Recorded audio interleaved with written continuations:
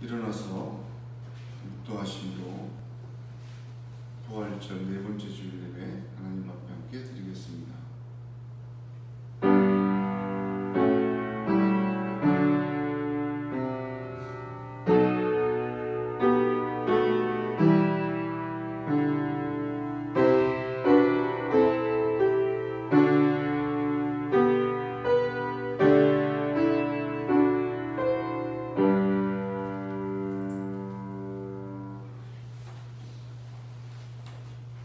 그때 사람들이 예수에 안수하고 기도하심을 바라고 어린아이를 데리고 오매 제자들이 꾸짖거늘 예수께서 가라사대 어린아이들을 용납하고 내게 오는 것을 금하지 말라 천국이 이런 자의 것이니라 하시고 아멘. 25장 함께 찬송합니다.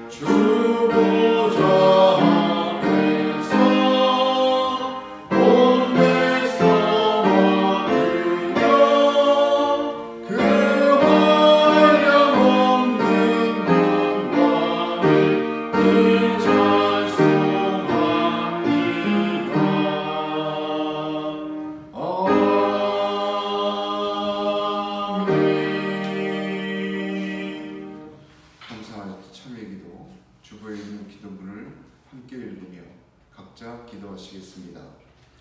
하나님, 상한 갈대를 꺾지 아니하며 꺼져가는 등불을 끄지 아니하시고 진리로 공의를 베풀어 주심에 감사드립니다.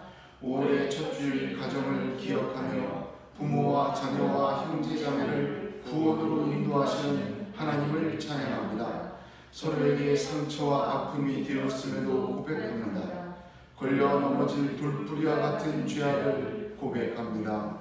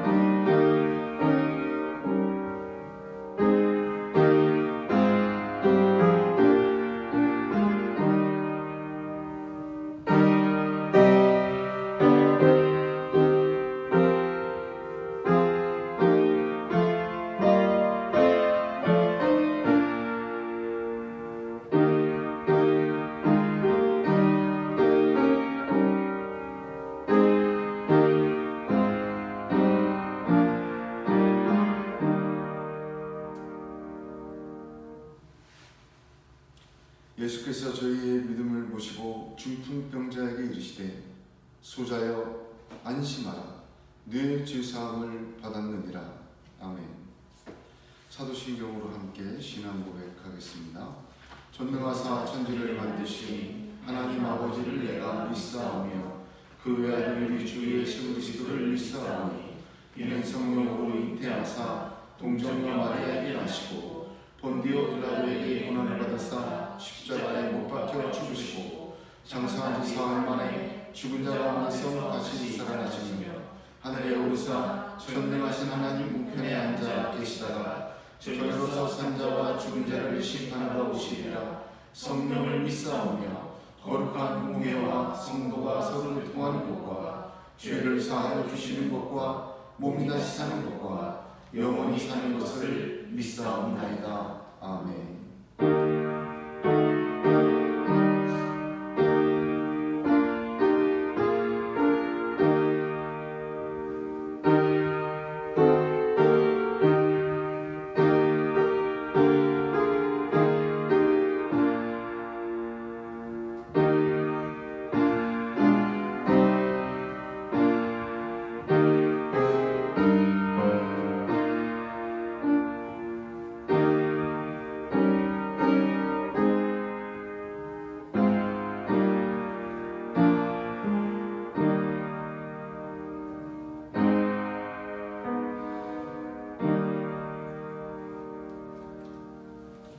자리에 앉으셔서 성시교독 제48권 함께 교독하겠습니다.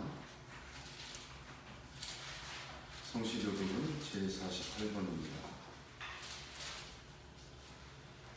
여호와여 주의 백성에게 베푸시는 은혜로 나를 기억하시며 주의 구원으로 나를 돌보사 내가 주의 택하신 자가 형통함을 보고 주의 나라의 기쁨을 나누어 가지게 하사 주의 유산을 자랑하게 하소서. 우리가 우리의 조상들처럼 범죄하여 사악을 행하며 악을 지었나이다. 우리의 조상들이 애굽에 있을 때 주의 기이한 일들을 깨닫지 못하며 주의 크신 인자를 기억하지 아니하고 바다 곧 홍해에서 거역하였나이다. 그러나 여호와께서는 자기의 이름을 위하여 그들을 구원하셨으니 그의 큰 권능을 만인이 알게 하려 하심이로다. 이에 홍해를 꾸짖으시니 곧 마르니 그들을 인도하여 바다 건너가기를 마치 광야를 지나감 같게 하사 그들을 그 미워하는 자의 손에서 구원하시며 그 원수의 손에서 구원하셨고 그들의 대적들은 물로 덮으심에 그들 중에서 하나도 살아남지 못하였도다.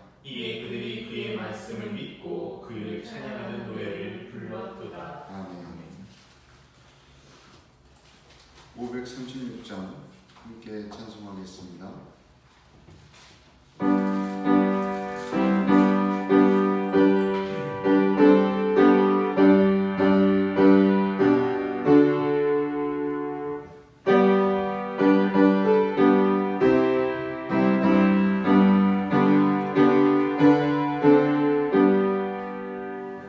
죄짐에 눌린 성은 다 주께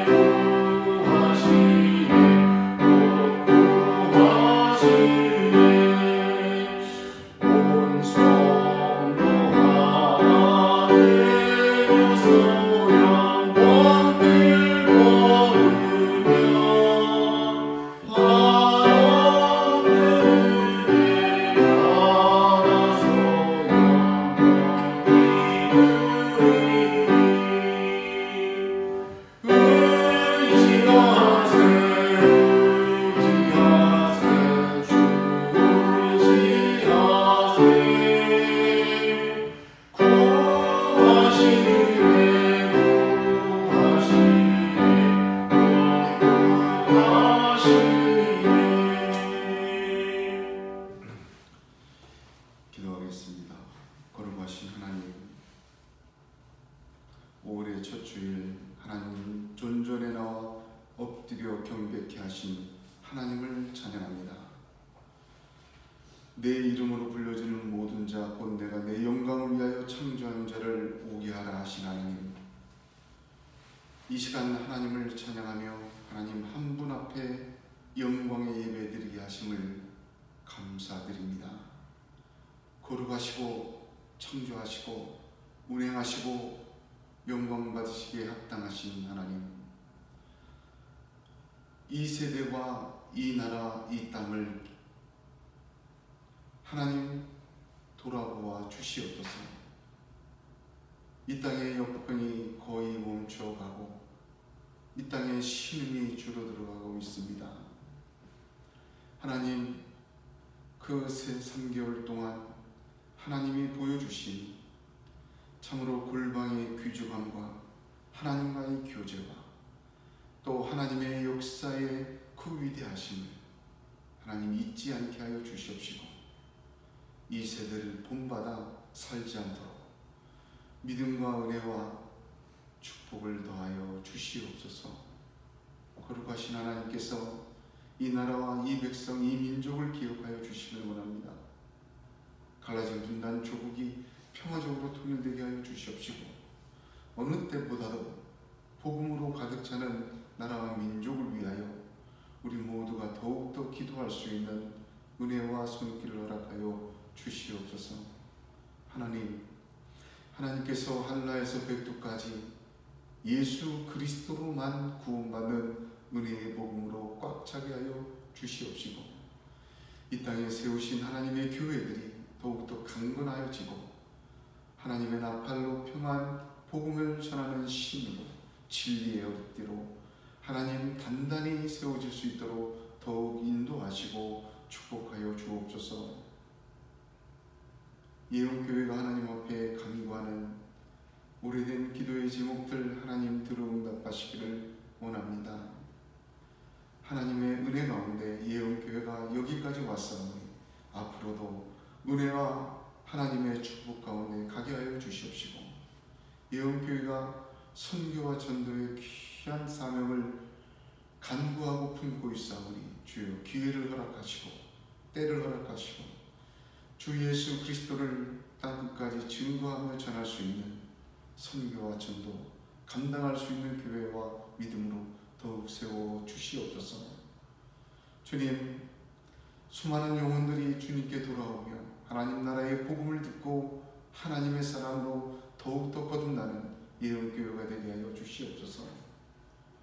주신 말씀의 은혜와 하나님 향한 간절한 사랑이 해산하는 여인이 헐떡거린 것 같이 하나님을 찾고 간구하오니 하나님, 저희 예언교회를 통하여 하나님 응답하여 주시옵시고, 주신 말씀이 생명샘물이 되어 흘러넘치게 인도 역사하여 주시옵소서. 거룩하신 하나님, 5월의 만물의 꽃들이 초록들이 다시 피어나는 걸 보면서 하나님의 약속이 얼마나 위대한지 다시 한번 깨닫게 됩니다. 하나님의 약속을 받은 자로서 주신 언약을 증거로 붙들고 하나님 끝까지 주님 앞에 충성하며 유일한 하나님이시니 유일하게 하나님만 사랑하는 믿음으로 더욱 굳어지게 축복하여 주시옵소서. 닫혀진 기도의 문이 열리게 하여 주시옵시고, 닫혀진 귀가 열리게 하여 주시옵시고, 닫혀진 마음이 열리게 하여 주시옵시고, 하나님, 그래서 하나님 보여주시는 놀라운 구원의 은혜와 십자가 예수 그리스도와 다가올 천국을 바라보며 믿음으로 충만하도록 역사하여 주시옵소서. 우리의 연약함을 아시는 하나님, 긍휼히 여겨 주시옵소서. 마음이 상하고 육신이 상하고 하나님, 우리의 인간관계가 상해 나갈 때 하나님, 우리를 말씀으로 위로하여 주시옵시고, 주 예수 그리스도께서 새로운 모습으로 재창조하여 주셔서 창세기에 있는 그 믿음의 조상들처럼 저희들도 상할 때에 오히려 하나님의 사람 되고 하나님의 놀라운 영광 바라보며 위대한 약속으로 더욱 나갈 수 있도록 축복하시고 인도하여 주시옵소서. 하나님, 그래서 병든 것이 낫게 하여 주시옵소서. 상한 것이 회복되게 하여 주시옵소서. 하나님, 주신 말씀이 힘을 얻게 하여 주시옵소서. 주님, 그로 말미암아 퍼지게 하여 주시옵시고, 많은 사람들이 주 예수 그리스도의 은혜의 복음을 더욱 중심으로 붙들고 하나님의 자녀로 자라나게 축복하여 주시옵소서. 거룩하신 하나님께서 저희들의 입술과 눈길과 마음길을 주장하여 주시기를 원합니다. 유혹 많은 세상에서 잠시만 한눈을 팔아도 넘어지고 꼬풀된 마귀의 밀가부로 듯한 천국가 있사오니 성령으로 충만케 하여 주시옵시고 보호하여 주시고 역사하여 주시옵소서. 주님, 오순절을 기다리며 성령 충만히 임하셨던 그 은혜가 우리 예언교회 우리 가운데 충만히 임하기를 원합니다.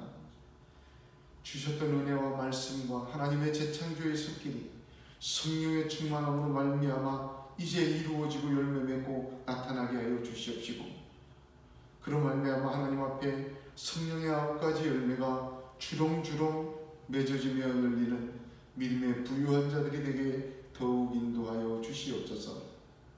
거룩한 주일 주신 하나님의 말씀에 하나님, 겸손히 무릎을 꿇습니다.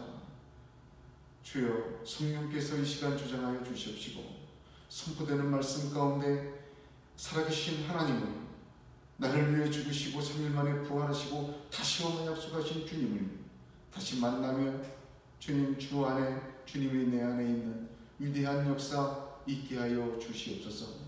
모든 말씀을 우리를 죄악에서 구속하신 나사렛 예수 그리스도의 이름 받들어 기도드리옵나이다.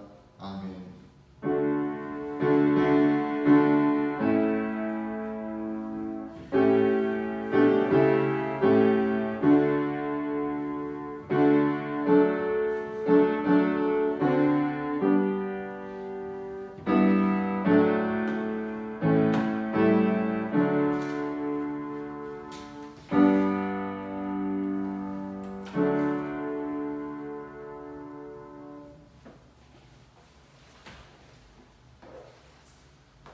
오늘 하나님께서 우리에게 주시는 말씀, 갈라디아서 3장 26절에서 29절까지의 말씀입니다. 저와 여러분이 한 절씩 교독하겠습니다. 너희가 다 믿음으로 말미암아 그리스도 예수 안에서 하나님의 아들 되었으니, 누구든지 그리스도와 합하기 위하여 세례를 받은 자는 그리스도로 옷 입었느니라. 너희는 유대인이나 헬라인이나 종이나 자유인이나 남자나 여자나 다 그리스도 예수 안에서 하나이니라. 너희가 그리스도의 것이면 곧 아브라함의 자손이요 약속대로 유업을 이을 자니라. 아멘. 오늘 주신 본문은 지난 2월 중순에 시작해서 오늘로 이번 주일로 13번째 강해를 하게 되었습니다. 짧은 4절이지만 이렇게 긴 시간 강해를 하고 말씀을 나누는 이유는 이 4절이 로마서 전체의 요약과도 같고 복음 핵심의 진리의 요약과도 같기 때문입니다. 그래서 초대교회에서는 구원받은 성도들이 오직 예수 안에서 믿음으로 하나님의 자녀 되었다. 이것을 하나의 명제와 선언으로, 또한 그리스도로 옷 입히시고 차별 없이 하나로 하나님은 축복하시며 아브라함의 자손 되게 하셨고 약속대로 유업을 주셨다는 것을 신앙 고백으로 암송하고 믿음의 중심으로 삼았다는 것입니다. 그러므로 이 4절 말씀은 복음 진리의 핵심일 뿐만 아니라 우리가 그리스도인의 정체성이 무엇인지를 정확하게 보여주는 말씀이라고 생각할 수 있습니다. 아담아, 내가 어디 있느냐? 에덴 동산에서 범죄한 아담을 하나님은 찾으셨습니다. 갈멜산에서 바알 선지자를 다 멸절시키고 난 후에 아합의 부인 이세벨이 엘리야를 살해하기로 결심하고 위협합니다. 그때 엘리야가 두려워서 숨었을 때 역시 하나님은 엘리야에게 엘리야야 내가 어찌하여 여기 있느냐라고 찾으셨습니다. 그리피스토모스라는 분은 이 하나님의 질문에 대하여 이렇게 설명하였습니다. 이 하나님의 질문은 여전히 모든 죄인들의 귀 속에 울린다. 이것은 죄를 간과할 수 없는 신적 공의의 부르심이며 죄인을 바라보며 탄식하는 신적 슬픔의 부르심이며 죄로부터의 구원을 제시하는 신적 사랑의 부르심이다. 우리 모두와 우리 각자에게 내가 어디 있느냐라는 하나님의 부르심은 계속 반복된다. 그렇게 설명하였습니다. 그 하나님의 질문, 내가 어찌하여 여기 있느냐? 내가 어디에 있느냐? 이 말씀은 바로 그 질문의 핵심이 정체성을 상기시키는 질문이라는 것을 이해할 수가 있습니다. 우리가 사는 세상은 말라기 2장 7절에 있는 것처럼 공의의 하나님이 어디 계시냐? 그런 교만한 세상입니다. 시편 4절에 악인은 그 교만한 얼굴로 말하기를 여호와께서 이를 감찰지 아니하신다며 그 모든 사상에 하나님이 없다 하나입니다. 로마서 3장 4절에도 11절에도 깨닫는 자도 없고 하나님을 찾는 자도 없는 세상이라고 말하고 있습니다. 이것이 그리스도인이 사는 세상입니다. 그 속에서 성도는 우리가 누구인지, 어디에 있어야 하는지, 무엇을 해야 하는 존재인지, 어떤 힘과 소망과 길을 걸어야 하는지를 분명히 깨닫고 있어야 합니다. 그렇지 않을 때 성도는 세상에서 방황하게 됩니다. 죄에 눌려 실패하고 낙담하며 헤매이게 되는 것입니다. 그런 의미에서 오늘 말씀은 성도의 삶에 주춧돌이 되는 말씀, 반석과 같은 말씀입니다. 나누며 함께 큰 은혜를 받기를 원합니다. 요즘에 개탄할 만한 것은 세상이 그리스도인들이란 어떤 사람이라고 그 정체성을 규정하고 가르친다는 것입니다. 마치 사탄이 예수님에게 만일 내가 하나님의 아들이거든 돌이 떡이 되게 하라.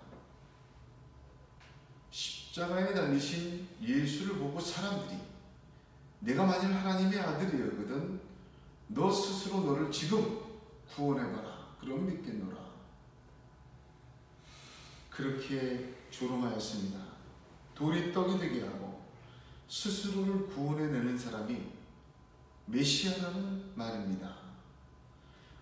마귀와 사람들의 메시아에 대한 정의는 스스로 자기를 구원해내고 돌도 떡으로 만들어 배부르게 만드는 것이 마귀와 세상의 메시아에 대한 정의였습니다. 또한 세상에서는 이제 교회를 규정합니다. 그리고 교회를 설명합니다. 교회는 이런 것 아닙니까? 교회는 이래야 되는 것 아닙니까?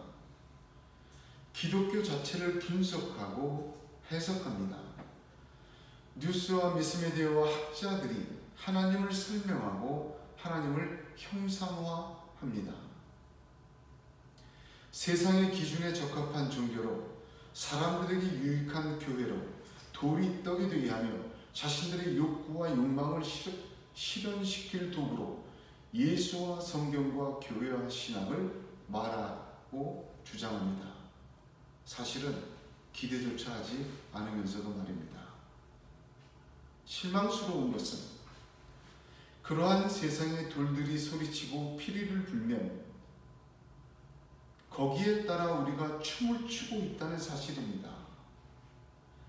그래서 하나님이 말씀이 아니라 이들의 피리 소리를 기준으로 마치 예언자처럼 저마다 미래를 점칩니다.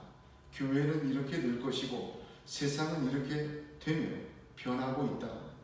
여기에 맞춰 우리도 변화하지 않으면 살아남지 못한다라고 말입니다. 돌들이 부는 피리에 우리가 춤을 추는 것입니다. 그러다 보니 우리가 가져야 될 정체성과 중심은 사라지고 바람에 날리는 낙엽과 같이 되어 이리 흔들리고 저리 흔들립니다. 무엇이 우리의 생명과 같은 것인지 불분명해지면서 더더욱 이 세상의 피리 소리에 심취하고 빠져들게 됩니다. 그래서 더 나아가서 가능하다면 성경과 교회와 신앙이라는 것을 다시 해석하고 다시 적용하기까지 이르게 됩니다. 발버둥 치면 발버둥 칠수록 더욱 빠져드는 늪에 빠진 꼴이 되었습니다. 코로나로 온라인 예배, 온라인 성찬, 온라인 구역, 이걸 넘어서 온라인 교회까지 창립되고 있습니다. 그러나 교회는 멤버십이 아니지 않습니까? 교회라는 곳이 사람들이 모여 하나님을 즐기는 곳은 아니지 않습니까? 지난주에 텔레비전 TV 프로그램 중에 언뜻 지나가다가 잠깐 본 SBS의 트롯신이 떴다 라는 프로를 보게 되었습니다. 원래는 외국에 나가서 트로트 가수들이, 우리나라의 유명한 트로트 가수들이 버스킹을 하는 프로그램이었는데 코로나 사태로 외국에 가서 버스킹을 하지 못하게 되자 스튜디오에서 온라인으로 버스킹을 하게 되었는 걸 보여줍니다. 방송국 스튜디오 안에 동그란 무대에 덩그러니 그 가수분들이 서 있고 360도로 돌아가 수많은 모니터에 전 세계 각지의 사람들이 온라인으로 연결되어 그 트로트 가수들에게 노래를 신청하고 듣고 뭐 그러한 포맷이었습니다. 그걸 보면서 이 PD 정말 번뜩이는 재주가 있구나. 이렇게 하면 오히려 전 세계적으로 입소문 나고 홍보가 잘 되겠구나. 그러면서 번뜩 불안한 생각이 머릿속에 스쳐갑니다. 이것도 바로 따라하는 것 아니야? 혹시 이를 본따서 교회도 이렇게 하는 사람이 나오지 않을까? 가슴이 덜컹하는 걱정 반, 두려움 반이 있었습니다. 하나님은 어디에나 계십니다. 어디에서나 예배하여야 합니다. 그러나 하나님의 예배는 하나님이 정하신 방법과 하나님이 정하신 장소와 하나님이 정하신 시간과 더욱 중요한 것은 하나님이 받으시는 의미에 따라 드려야 합니다. 출애굽기를 보면 이스라엘 백성들이 애굽에서 노예로 살다가 하나님의 백성으로 살려고 홍해를 건너 출애굽합니다. 그때 하나님의 백성으로 살 수 있도록 출애굽기를 보면 딱 두 가지를 주셨어요. 하나는 말씀이고 하나는 성막입니다. 그런데 우리가 구약 모세오경을 공부할 때 제가 자주 말씀드렸죠. 구약 성경 말씀 모세오경이 어떤 말씀입니까? 여러분 4차원적으로 넘버로스 띠올로지라고 제가 여러 번 얘기해 드렸죠. 4차원적으로 코드화 되어 있어요. 정말 정교한 회계 숫자까지 배열까지 어떻게 이렇게 놨을까? 성막을 보시기 바랍니다. 하나님은 성막을 아름답고 경건하게 만들라고만 말하지 않으셨어요. 일일이 그 치수와 모양과 재료까지 다 지시하셨어요. 우리 성막 공부할 때 기억나세요? 그것을 옮기는 사람들까지 보관 방법, 설치 순서, 거기에 들어가는 사람의 제한까지 완벽하게 하나님은 그 철저하게 계획하시고 가르치시고 또한 규정해 놓으셨습니다. 이미 아시다시피 성막은 구원의 모형이며 예수 그리스도의 모형이고 천국의 모형입니다. 구원도 마찬가지 아닙니까? 어느 날 갑자기 이루어진 하나님의 호의가 아니에요. 자신의 외아들 독생자 예수 그리스도를 창세 처음부터 예비하셨어요. 죽이시고 살리시고 우리를 부르시고 해서 이루어진 하나님의 정교한 역사 아닙니까? 예수 그리스도도 마찬가지 아니겠습니까? 창세기에부터 예언한 성경대로 미리 말씀하시고 선지자들 통해서 계획하신 대로 예수님이 이 땅에 오셨고 말씀하셨고 사셨고 죽으셨고 부활하시고 다시 오신 거예요. 성막이 예표하는 세 번째 하나님의 나라는 어떻습니까? 예수님이 수많은 비유로 하나님 나라를 말씀하셨습니다. 어느 날 갑자기 우리가 알 수 없는 지경에 임하는 것이 아니라 하나님의 때에 하나님이 정교하게 예비하신 것이 하나님의 정하신 때에 임하는 것입니다. 하나님은 결코 무분별하고 즉흥적이며 아무 계획 없이 일하시는 분이 아니십니다. 형식과 공간과 구별 없이 일하시는 분이 아닙니다. 하나님이 정하신 방법이 있고 하나님의 기준이 있으며 하나님의 때와 하나님의 공간이 있는 것입니다. 가나안에 들어가는 이스라엘에게 가장 큰 메시지가 무엇입니까? 신명기의 핵심 메시지. 신명기를 한 문장으로 얘기하라면 뭐예요? 하나님이 주신 약속의 땅 가나안에서 들어가면 하나님의 약속을 믿고 하나님의 뜻대로 거기서 살아내라는 것. 그게 신명기 전체의 메시지예요. 약속의 땅은요, 하나님 가나안에 들어가면 너희 거기 들어가서 네 멋대로 살지 말고 하나님의 뜻대로 살아내라. 그게 신명기의 메시지입니다. 창세기 12장에서 하나님은 아브라함을 부르시고 이스라엘을 이루시고 시내산에서 십계명을 주심으로 하나님의 백성으로 하여금 이제부터 하나님의 소리에 춤을 추게 하셨습니다. 그러나 이미 시내산에서 하나님의 소리를 듣고 있는 그 순간에 십계명 돌판을 들고 내려오는 그때 금송아지 완성하고 춤을 추고 있었습니다. 레위기와 민수기를 보면 광야에서 어떻게 이스라엘이 범죄하고 원망하고 심판받고 하였는지를 보여줍니다. 하나님의 소리에 춤을 추지 않고 자기들의 소리에 춤을 추었습니다. 그래서 신명기에서 모세는 이제 약속의 땅 가나안에 들어갈 출애굽 1세대 이후 2세대, 더 넓게는 2세대 이후의 모든 세대에게 이렇게 선포하는 것입니다. 신명기 12장입니다. 너희 하나님 여호와에게는 너희가 그처럼 행하지 말고 오직 너희 하나님 여호와께서 자기 이름을 두시려고 너희 모든 지파 중에서 택하신 곳인 그 거하실 곳으로 찾아 나아가서 너희 번제와 너희 희생과 너희 11조와 너희 손의 거제와 너희 서원제와 낙헌 예물과 너희 우양에 처음 낳은 것들을 너희는 그리로 가져다가 드리고 거기 곧 너희 하나님 여호와 앞에서 먹고 너희 하나님 여호와께서 너희 손으로 수고한 일에 복 주심을 인하여 너희와 너희 가족이 즐거워할지라. 우리가 오늘날 여기서는 각기 소견대로 하였거니와 너희가 거기서는 하지 말지니라. 그리고 12장 마지막 부분에 계속해서 이렇게 말씀합니다.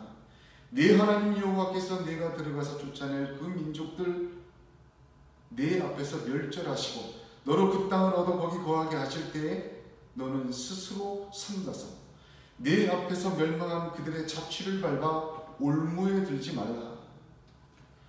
또 그들의 신을 탐구하여 이르기를 이 민족들은 그 신들을 어떻게 위하였는고 나도 그와 같이 하겠다 하지 말라. 내 하나님 여호와께는 네가 그와 같이 행하지 못할 것이라 하셨습니다. 범죄한 인간은 타락하여 계속해서 하나님의 피리 소리에 춤추지 않고 세상과 자신의 욕망의 피리 소리에 춤을 추며 살아왔습니다. 예수 그리스도는 마태복음 11장 16, 17절에서 이 세대를 무엇으로 비유하였고 비유컨대 아이들이 장터에 앉아 제 동물을 불러 가로되 우리가 너희를 향하여 피리를 불어도 너희가 춤추지 않고 우리가 애곡하여도 너희가 가슴을 치지 아니하였다 함과 같다 하셨습니다.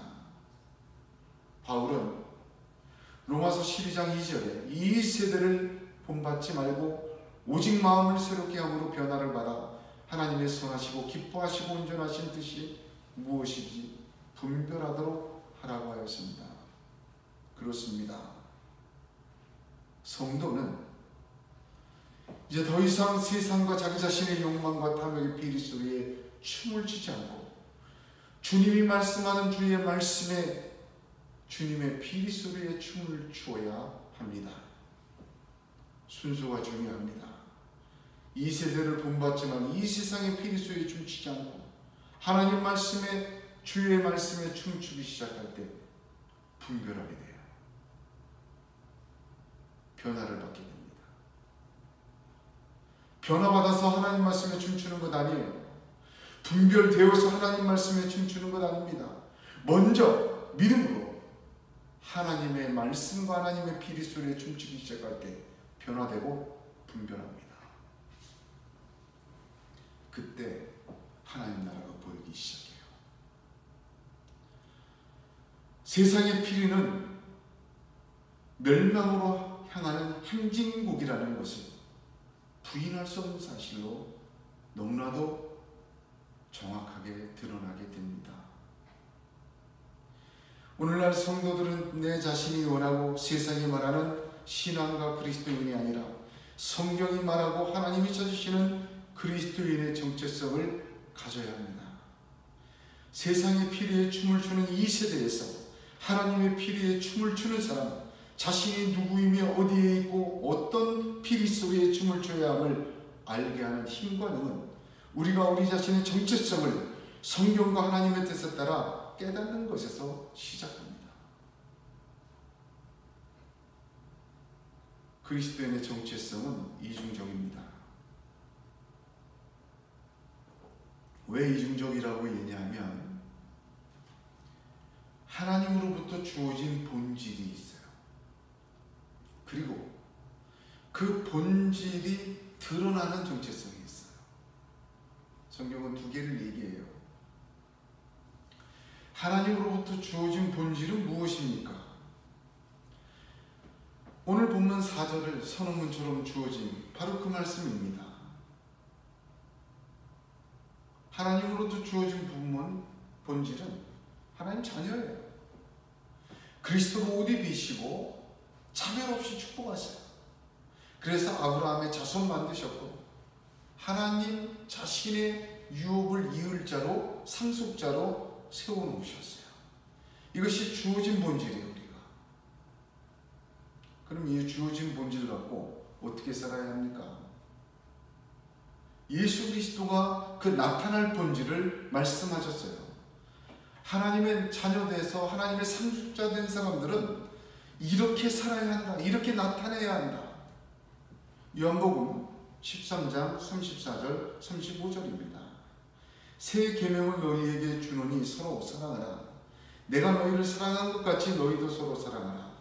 너희가 서로 사랑하면 이로써 모든 사람이 너희가 내 제자인 줄 알리라. 딱 두 단어로 말합니다. 정체성. 상속자, 사랑. 하나님의 유업을 상속할 자로, 상속자로 사랑하며 사십시오. 이것이 주어진 본질의 정체성이요 나타나야 될 본질의 정체성입니다.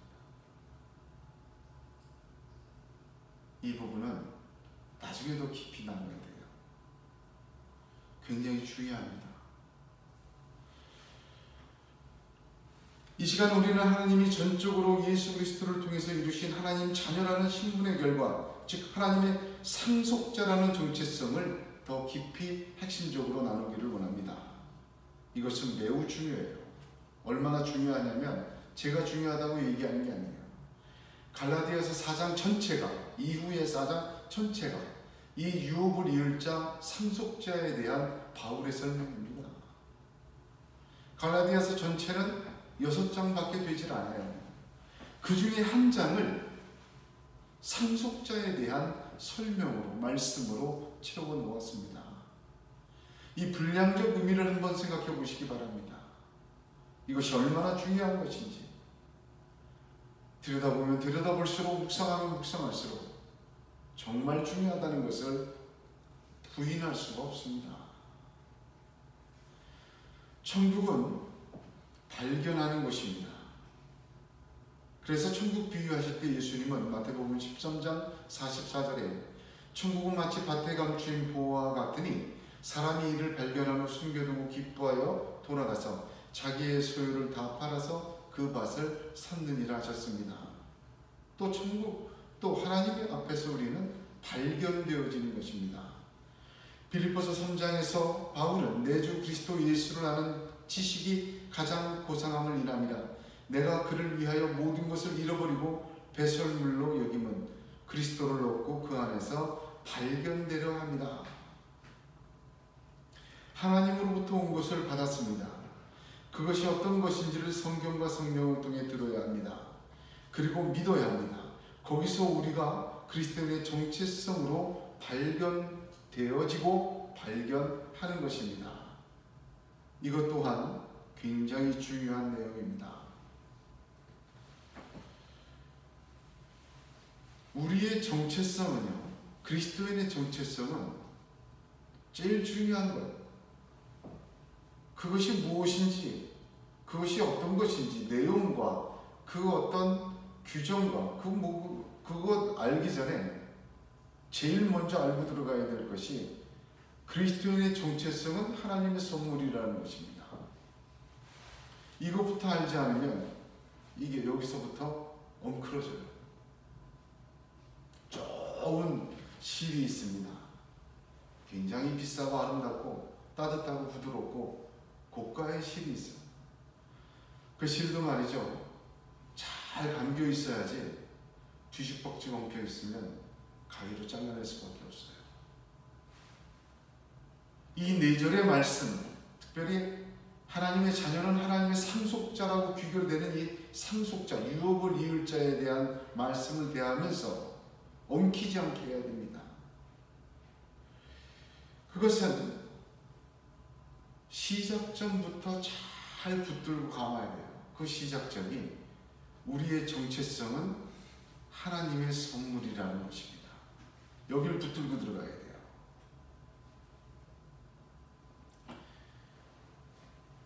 선물을 보면 제일 먼저 출처가 중요하지요.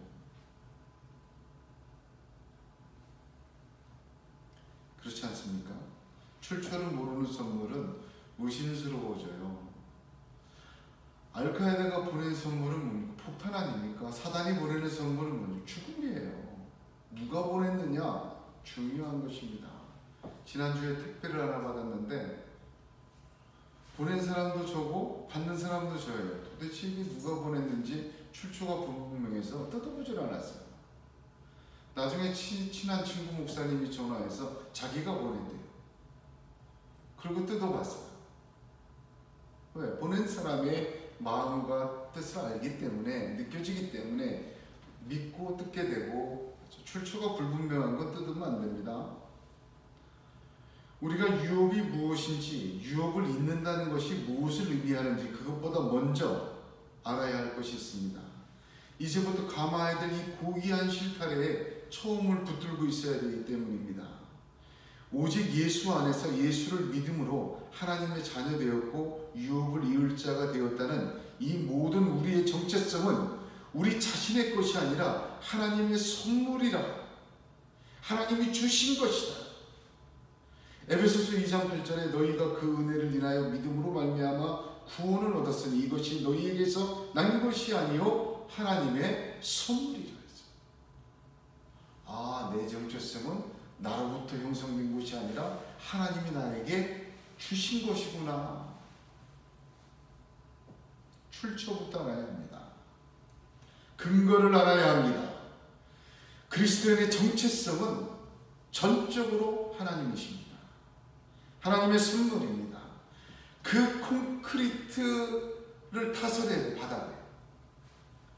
거기 위에다가 유업의 내용이 뭔지, 그죠? 유업을 잇는다는 것이 어떤 의미인지를 설명해 나갈 의미가 있어요. 왜 그렇습니까? 이 순서가 정확하지 않으면 세상의 피리에 춤을 추게 돼요. 그리스도인의 정체성은 우리 자신 내부로부터 세워지지 않습니다. 출처가 하나님이기 때문입니다. 내가 내 속에서 내가 묵상하고 내가 배우고 내가 수련하고 내가 발버둥치고 그래서 얻어지는 정체성이 아니라는 말씀입니다. 출처를 외면하고 단지 그 정체성의 유익과 효과와 정통성을 알면 무엇하겠습니까? 그것 가지고 뭘 하겠어요? 자기의 차가운 인생을 때울 땔감으로 밖에 사용하지 않습니다. 그래서 시작이 중요하고 이 콘크리트처럼 먼저 출처에 대해서 하나님이 주셨다는 것, 근거가 하나님이라는 것을 먼저 굳히고 그 다음에 얘기를 해야 된다는 겁니다. 대부분 여기서 오도를 해요. 그 다음에 선물에 주시는 분의 마음과 사랑을 알아야 돼요.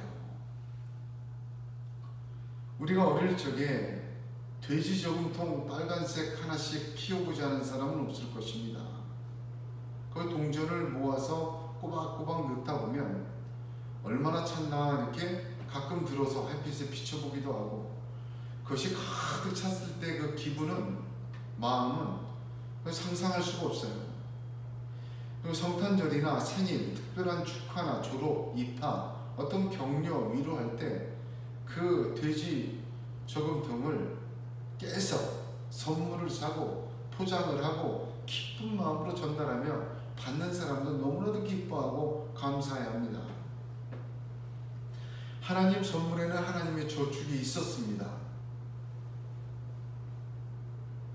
어느 날 갑자기 신용카드로 긁어버린 게 아니에요. 에덴에서부터, 아브라함에서부터 하나님의 아들 예수 그리스도를 예비하셨고 마침내 십자가에서 그를 깨트리시고 우리에게 하나님 나라를 선물하신 거예요. 유업을 주신 거예요. 모리아 산에서 이삭을 번제로 드리라고 하셨던 하나님은 자신의 아들 독생자를 내어주심을 알게 하시고 우리로 하여금 일부분 체험하게 하셨어요. 그 심정, 그 사랑으로 우리에게 선물을 주신 하나님의 마음과 사랑을 우리가 먼저 또한 알아야 합니다. 그리고 나서 선물을 받게 되면 그 다음에 어떻게 해요? 포장지를 듣고 뭘 하죠? 내용을 확인합니다. 그리고 나서 내용을 확인할 때 그 내용물에 까무라치게 되는 거예요.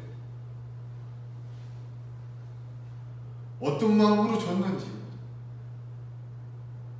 어떤 과정으로 해서 내게 지금 이 손에 들리는 것이 무엇인지를 보게 될 때 까무러치는 거예요. 그럴 때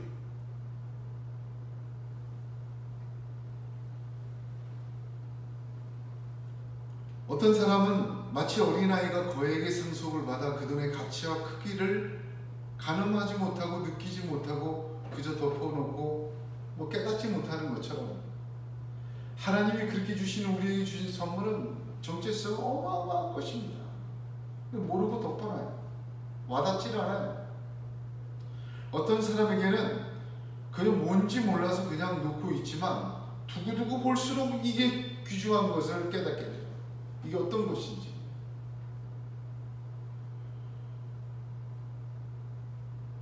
유업을 이을 자라는 이 중요한 말씀은 앞으로 위의 세 개, 하나님의 선물이다, 출처, 하나님의 마음과 사랑, 하나님이 주신 그 선물의 내용, 유업의 내용들을 차례대로 살펴볼 것입니다.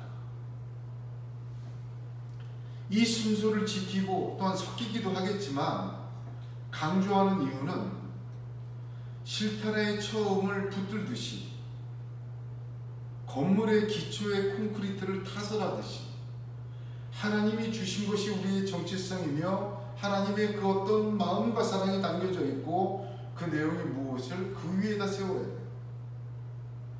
그렇지 않게 되면요, 우리의 정체성이 서로 사랑하며 섬기며 사는 위대한 하나님의 것이 되지 못하고 우리 자신의 욕망과 탐욕을 이루어가는 도구가 되어버리고 상대방을 마음대로 짓누리고 정복하는 폭력이 되어버립니다.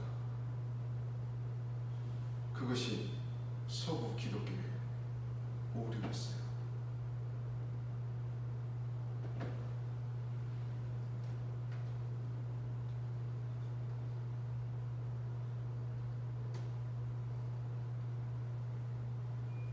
세상의 비리에 춤추지 않고 하나님 소리에 춤을 추고 반석되신 예수님과 함께 놀라운 은혜의 사랑, 은혜의 인생 되는 시간, 유업을 이을 자 말씀 통해서 이루어지기를 우리 주 예수 그리스도의 이름으로 축복합니다.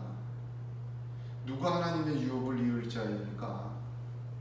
유업을 이을 자, 이거 누구 얘기입니까? 본서의 직접적인 대상인 갈라디아 교인들에게 유대 거짓 교사들은 율법을 지켜야 한다고 주장합니다. 복음만은 가지고 안 된다고 했습니다. 너희가 달과 절기와 해를 삼가 지키니, 바울이 그렇게 지적합니다. 또 몸의 할례를 받아야 된다고 가르쳤습니다. 이러한 율법적 행위들이 있어야 한다고 말했어요. 거기에 갈라디아 교인들이 춤을 추었습니다. 지금도 우리 주변을 보면요, 이런 주장들에 춤추는 사람이 아직도 있습니다. 성경에 그렇게 분명하게 기록되어 있지만 2000년 역사, 아니 지금 우리 주변에 그리스도의 교회라는 우리 주변에 지금 많이 보이죠? 지금도 6월절을 지키고 토요일날 안식일이라고 예수님도 안식일을 지켰다고, 참 몰라도 그렇게 신천지 보십시오. 구원받은 숫자는 14만 4천 정해져 있고 자기들만 구원을 받는다고. 로마서 4장 13절 아브라함이나 그 후손에게 세상의 후사가 되리라고 하신 언약은 율법으로 말미암은 것이 아니요 오직 믿음의 의로 말미암은 것이라 하였습니다. 오직 믿음으로 예수 안에서 이루신 하나님의 역사가 우리를 자녀 삼으신 것입니다. 그리고 그 예수의 것이 된 자녀가 그 하나님의 약속대로 하나님의 유업을 이을 자입니다. 할렐루야. 그러므로 이 확신이 먼저 저와 여러분에게 성령의 역사로 있길 원합니다. 유업을 이을 자 누구냐? 어떤 사람이냐? 어떤 자격이 있으느냐? 그런 얘기 하지 말아요. 유업을 이을 자 누구냐? 나와 여러분입니다. 우리 얘기예요. 유업을 이을 자가 누굽니까? 우리의, 나의.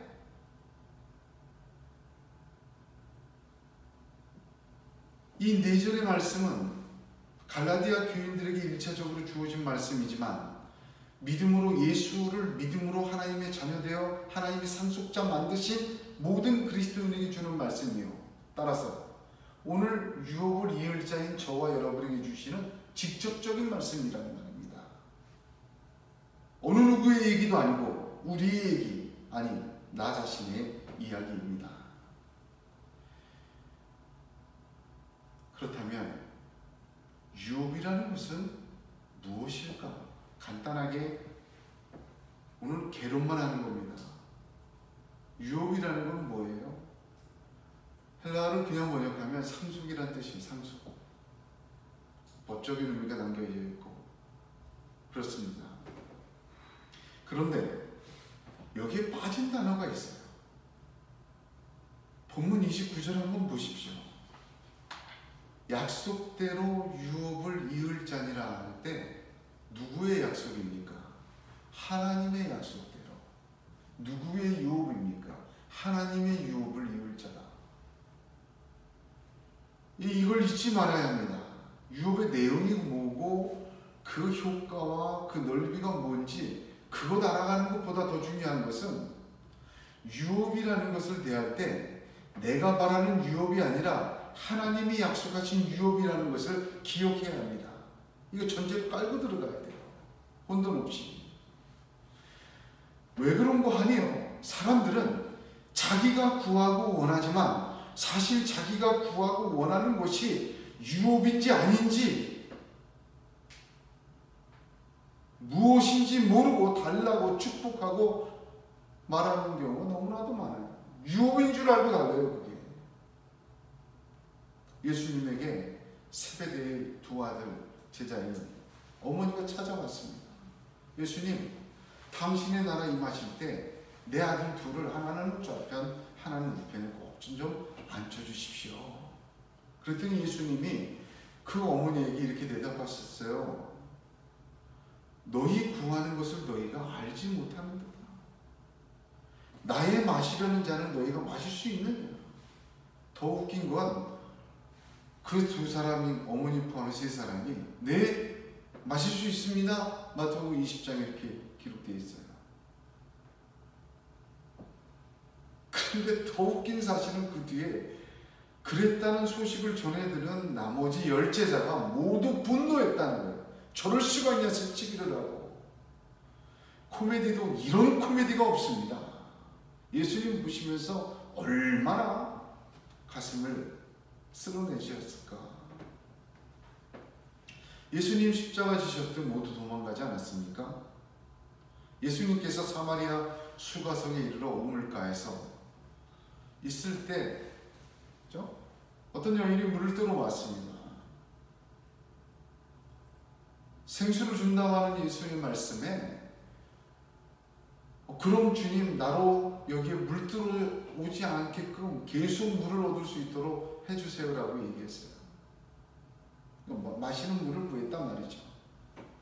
요한복음 4장 10절 보면 네가 만일 하나님의 선물과 또 내게 물 좀 달라 하는 이가 누구인 줄 알았다면 네가 그에게 구하였을 것이요 그가 생수를 네게 주었으리라. 하나님의 선물과 또 내게 물 좀 달라 하는 이가 누구인지를 알아야 돼요. 이 순서 중요하죠. 하나님의 선물이 무엇인지를 알아야 돼요. 그리고 그 선물에 주시는 예수 그리스도를 알아야 합니다. 그래야 비로소 우리가 누구에게 무엇을 어떻게 구해야 하는지를 알게 됩니다. 무슨 말인지 아시겠어요? 하나님의 선물이 무엇인지를 먼저 알아야 돼요.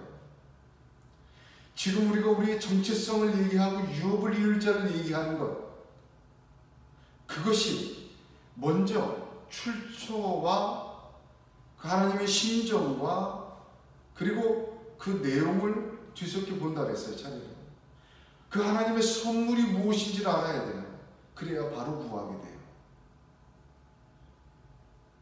굉장히 중요한 말씀입니다. 여러분 천국을 모르면요 구하는 기도가 다 허무해져요.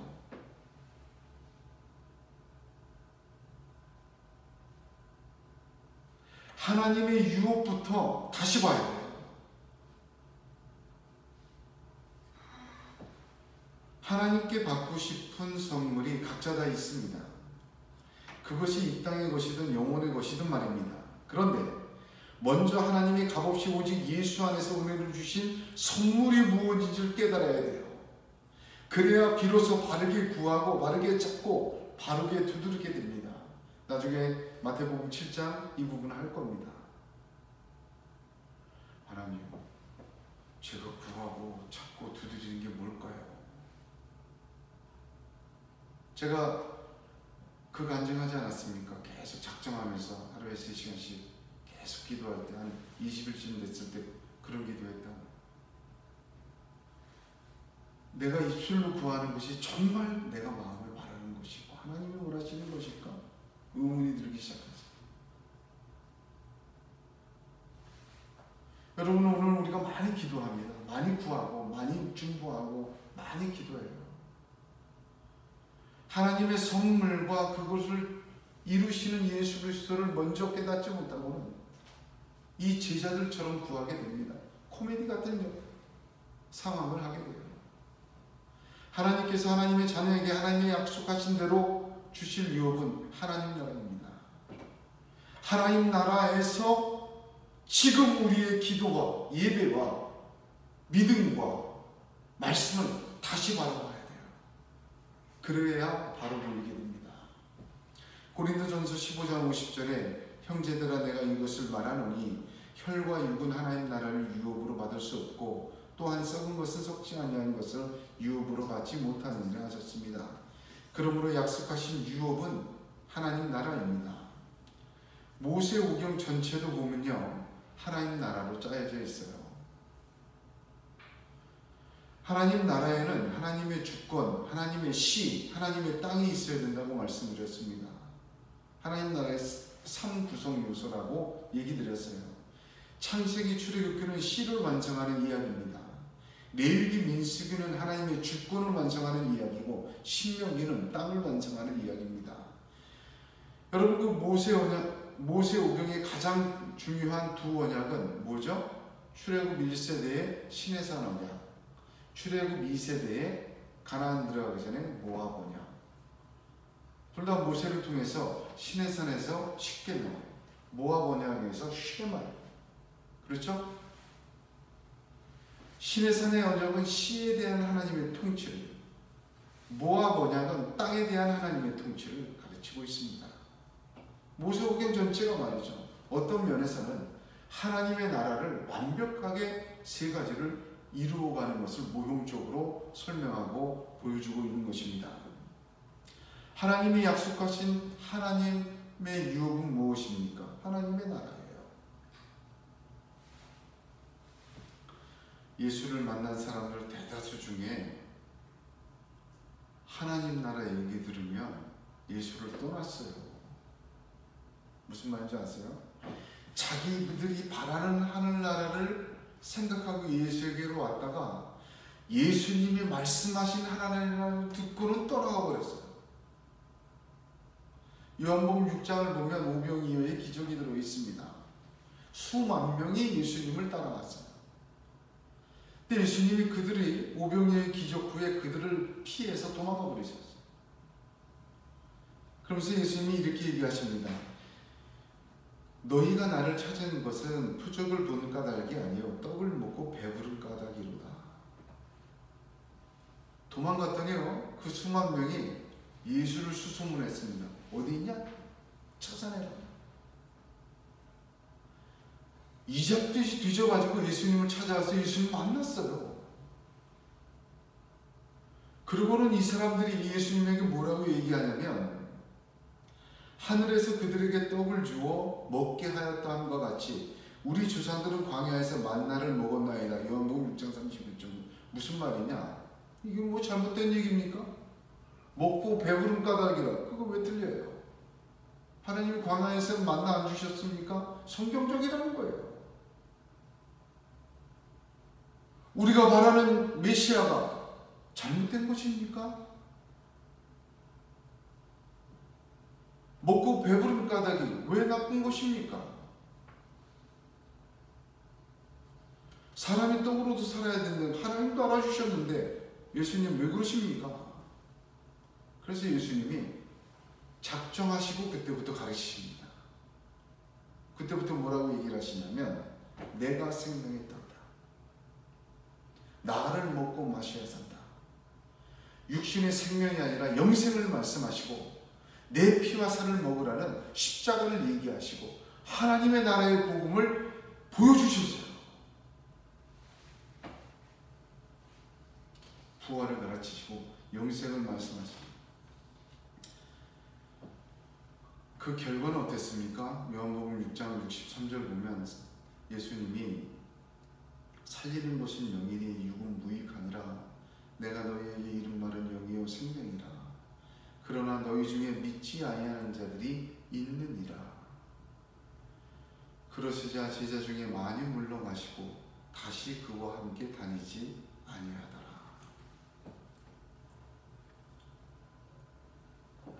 그때 예수님이 제자들에게 하셨던 말씀이 잊혀지질 않는 말씀 아닙니까? 너희도 가려느냐. 그때부터 예수님이 제자 12명을 다니신 거예요. 사람들이 안 다녔어요. 사람들이 원하는 유업은 육의 것이에요. 세상 것입니다. 하나님이 예수 안에 주시는 유업은 하늘나라입니다. 마태복음 4장을 보면 마귀는 예수님을 시험할 때 맨 마지막에 천하만국 영광을 보여줍니다. 그리고 절하면 이 모든 것을 다 준다고 약속합니다. 천하만국은 반드시 심판을 받고 사라집니다. 마귀는 그것을 보게 합니다. 그것을 보여줍니다. 그 천하만국의 영광을 주목하게 하고 천하만국의 영광을 바라보게 하고 상상하게 하고 구하게 하고 붙들게 만듭니다. 그러나 예수님은 천국, 하나님의 나라를 보여주십니다. 천국을 바라게 하십니다. 천국을 구하게 하십니다.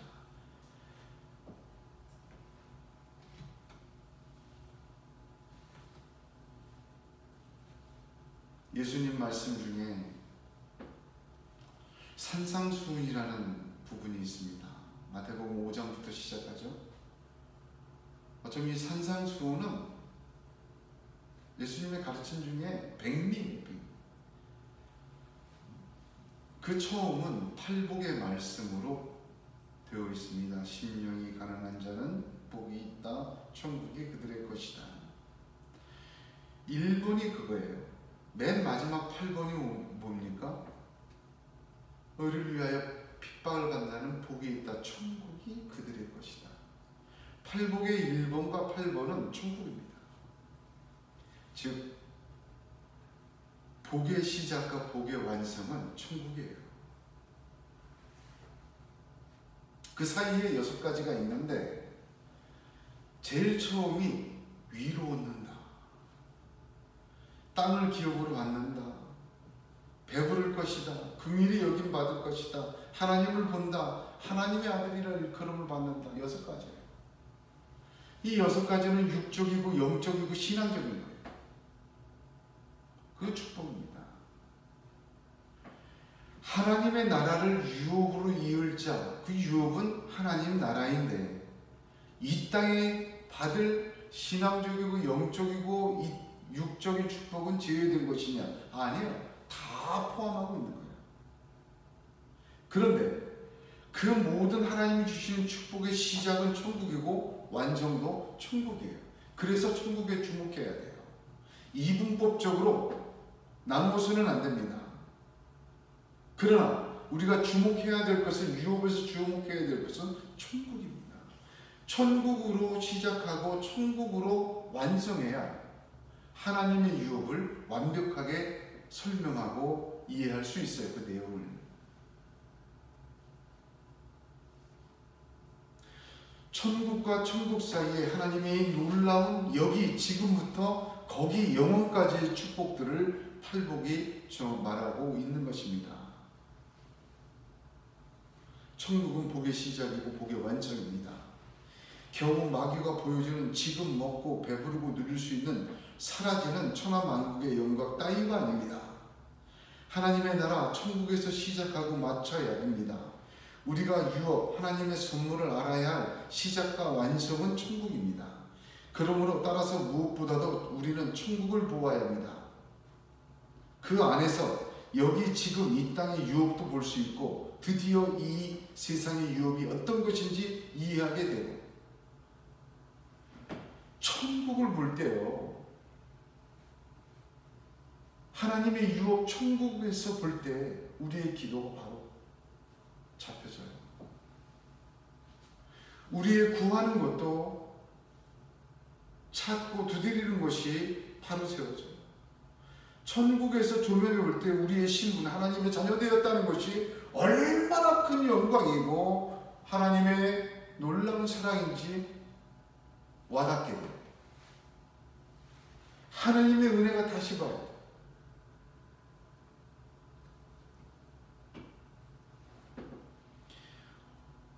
우리는 오직 믿음으로 하나님 자녀된 선물을 받았습니다. 하나님으로부터 난 선물입니다. 그냥 자녀가 아니라 그 최종적인 결과는 하나님의 상속자, 법정 상속자가 된 것입니다. 하나님은 하나님 자신의 나라를, 우리를 자녀 삼으시고 법적 후계 상속자로 만드셔서 우리에게 주신 것입니다. 그러므로 그 천국을 바라보면서 우리의 정체성이 세워지는 것이 아니라 천국에서 지금 우리를 바라보므로 우리의 정체성이 주어진 것 본질로 깨닫게 되는 것입니다. 그것이 콘크리트처럼 먼저 굳어질 때, 그죠?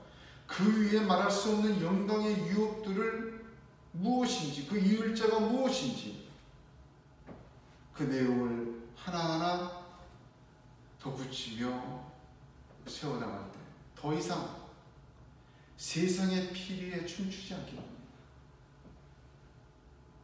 더 이상 마귀가 부는 피리에 몸이 움직여지질 않는 거예요. 기껏해야 세상 만국의 영광밖에 보여줄 수 없는 마귀의 유혹에 콧방귀 낄 수 있는 것입니다. 그리고 하나님의 소리에 춤을 추게 됩니다. 예수님의 음성에, 성경의 피리 소리에 기뻐 날뛰며 춤을 추게 되는 믿음의 사람이 되는 것입니다. 이 말씀을 나누는 가운데 이런 역사가 저와 여러분에게 하나님의 은혜로 임하시기를 주님의 이름으로 축복합니다. 기도하겠습니다. 하나님 감사합니다. 주님의 은혜와 사랑의 영광을 돌립니다. 저희 가운데 역사하신 하나님의 놀라운 사랑, 참으로 너무나도 크고 감사해서 찬양과 영광밖에 돌릴 것이 없습니다. 하나님 주신 유업 이을자를 통해서 자녀를 보게 하시고 못 입은 것을 보게 하시고 차별 없는 하나님 베풀어진 사랑의 깊이와 넓이와 높이가 어떠한 것인지를, 우리의 기도가, 우리의 믿음이 어떤 것인지를, 하나님 은혜가 어떤 것인지를 다시 보게 하여 주시옵소서. 예수님의 이름으로 기도드리옵나이다. 아멘. 310장 함께 찬송하겠습니다.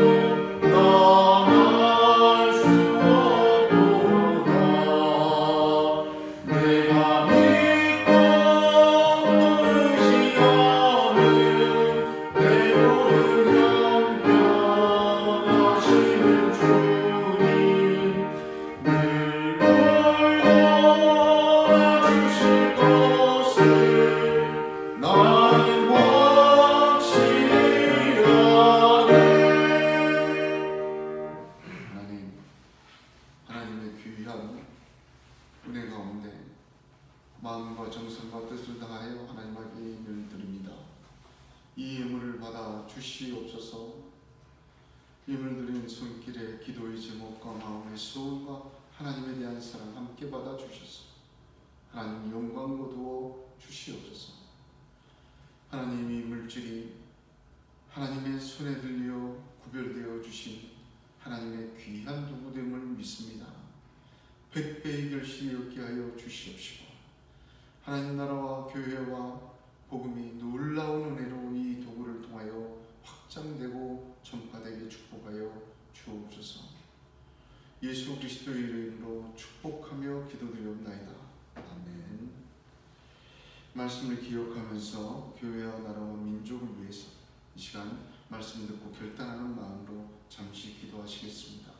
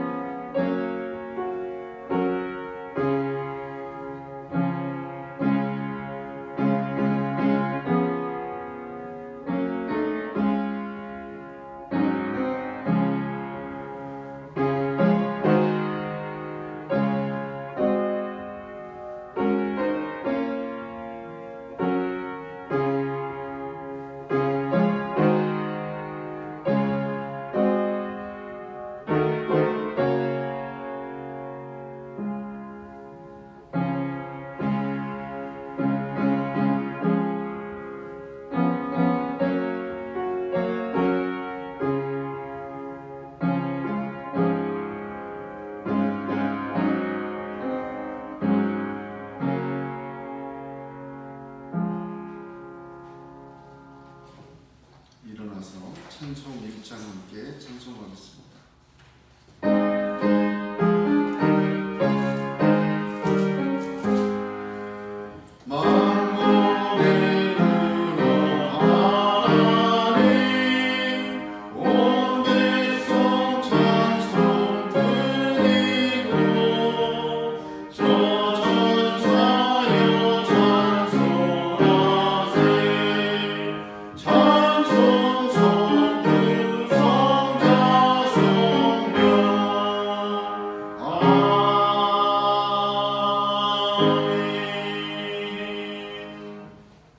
지금은 우리 주 예수 그리스도의 은혜와 하나님 아버지의 크신 사랑하심과 성령의 역사와 감동과 교통하심이 예배하는 우리 모두 위에 영원토록 함께 하시기를 축원하옵나이다.